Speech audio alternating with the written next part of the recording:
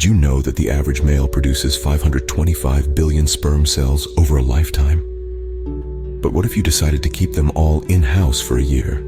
Imagine holding onto every last one of them as they embark on their microscopic journey, only to never leave the station. That's quite a crowd. Today, we're going to unravel the mysteries of what happens when you give your sperm an extended vacation. So, let's dive into the world of sperm cells, shall we? First things first. To understand what happens if you don't ejaculate for a year, we need to know how sperm production works. Imagine your body as a bustling factory, where the main product is sperm. This factory, known in scientific circles as the testicles, operates a rather intricate assembly line 24 hours a day, 7 days a week. No holidays here, folks. The foreman of this operation is the brain, giving orders through hormones like testosterone to kick production into high gear. Now, the actual process of making sperm is a bit like baking a very complex cake requiring numerous ingredients and precise timing. It begins in the seminiferous tubules. Let's call them the kitchen of our factory.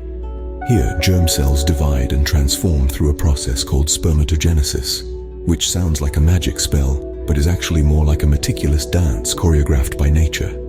Each sperm starts as a simple germ cell, and over approximately 72 days, yes, that's the length of our production cycle, it matures, gaining a tail and the ability to swim. Think of it as a tadpole turning into a frog, only much smaller and with a very different life mission. As these little swimmers mature, they make their way to the epididymis, a sort of finishing school, where they learn the fine art of swimming. It's here that sperm gain the motility required for their ultimate mission, fertilization. This part of the process is like the final exam, after which they're ready to venture into the world, or at least venture out during ejaculation.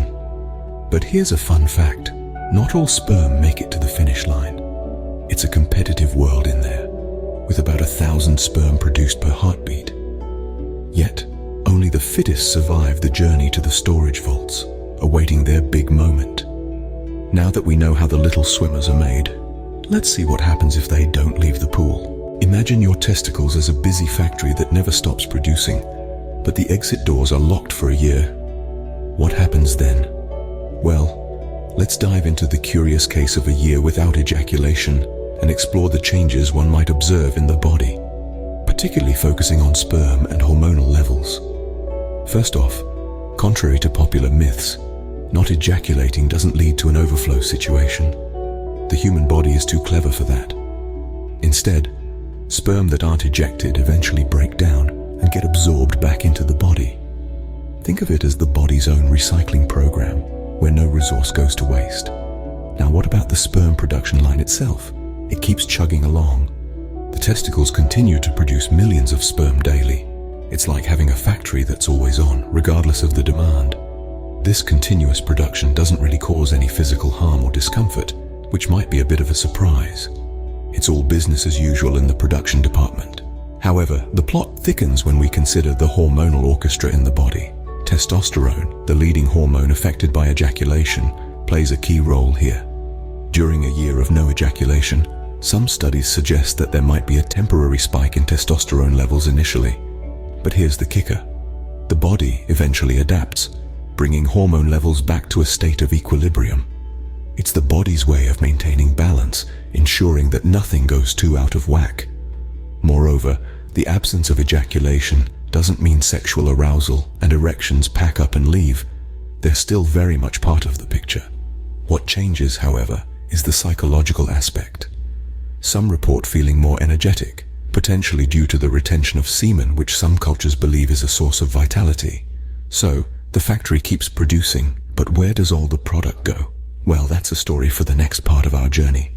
Stay tuned as we explore the fascinating destination of these unused sperm.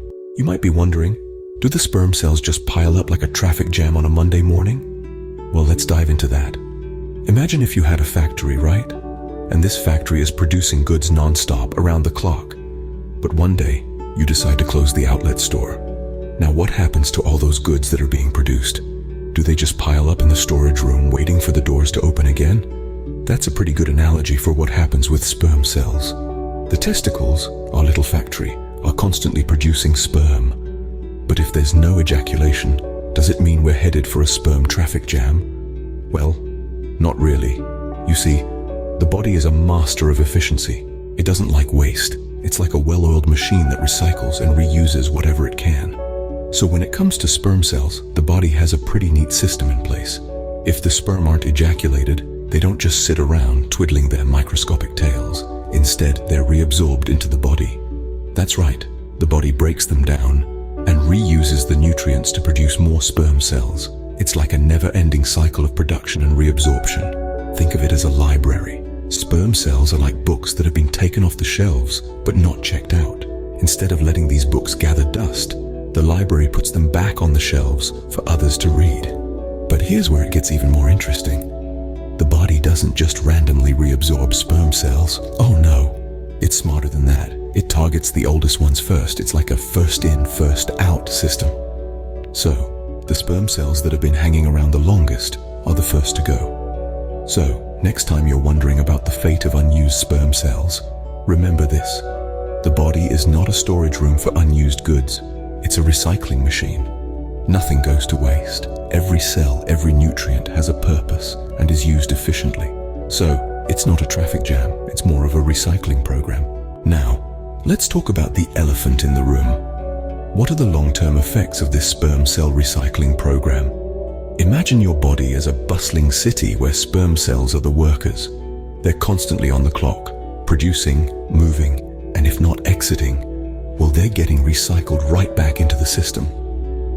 But what happens when the city decides to close its borders for a whole year?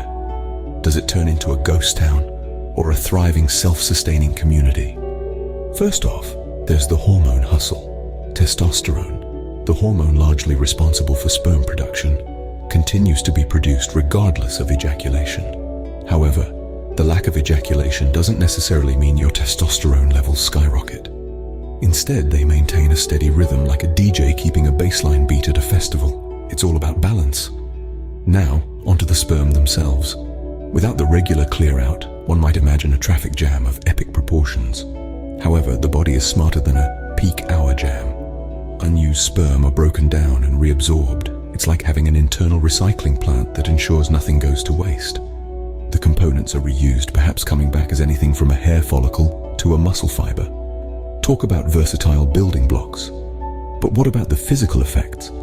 Some might experience a sensation of fullness or notice changes in their libido. It's akin to feeling incredibly hungry, but sitting in a restaurant where the kitchen is closed. Frustrating, yes, but not harmful.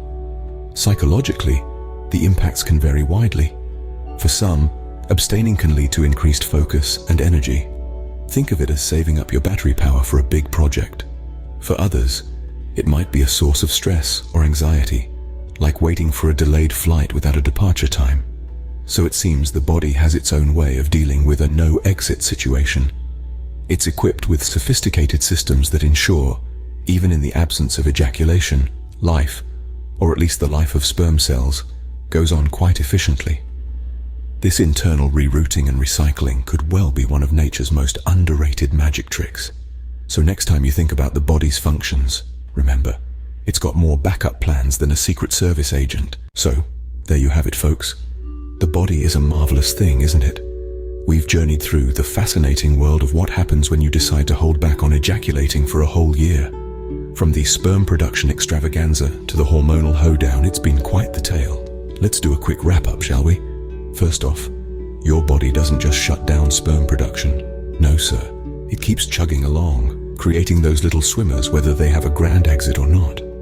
Imagine your body as a diligent factory that doesn't believe in taking breaks, not even for a cuppa. Now, when there's no ejaculation, the sperm are absorbed back into the body.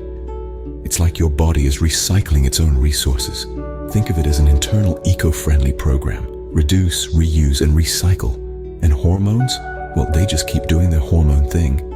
There's no massive buildup leading to a hormonal Armageddon. Instead, everything adjusts and balances out. It's like having a really good thermostat that knows just when to keep things cool and when to heat things up. So, if you found this journey through the body's response to a year without ejaculation as intriguing and chuckle-worthy as intended, why not let us know? Smash that like button and leave your thoughts in the comments. And if you want more intriguing and fun content, subscribe to our channel. Thanks for watching.